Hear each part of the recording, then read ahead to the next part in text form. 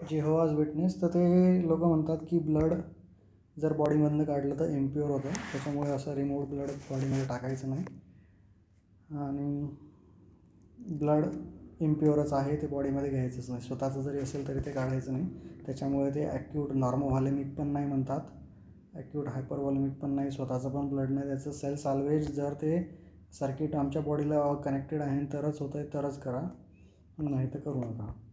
तर consent, special consent, विटनेससोबत त्याचं proper documentation. आणि अंडर 16 असेल तर चाइल्ड देऊ शकतो, त्याला गिलिक्स कॉन्फिडन्स म्हणतात. पण मुलाला समजत असेल तर त्याची कन्सेंट घेऊ शकता. इमर्जन्सीमध्ये ब्लड देऊ शकता आणि ट्रान्सफ्यूज करू शकता. जर स्टेटस अननोन आहे पण त्याचे रिलेटिव्ह जर म्हणत आहेत की नाही द्यायचं असं तो म्हणणार आहे, मग तसं लिहा. परंतु लाईफ थ्रेटनिंगमध्ये द्यावं लागेल. आय डोंट नो त्याच्याबद्दल. याने इथे हे एक लाईन देऊन सोडून दिलं, in emergency blood should be given. Planning preparation लागेल. आणि ब्लड साल्वेजचं ब्लडलेस करावं लागेल तुम्हाला. त्यांना कुठली ब्लड कंपोनंटची पण थेरपी नाही चालत.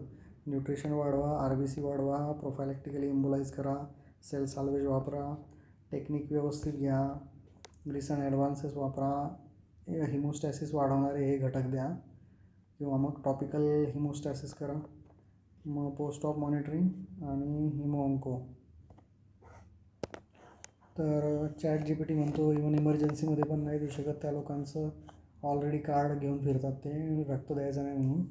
बच्चूमध्ये ठीक आहे, कोर्टाकडनं ओव्हरराईड करू शकतो, पण अदरवाईज काही करू शकत नाही. क्रिस्टलॉइड कोलॉइडवर दिवस चालवा.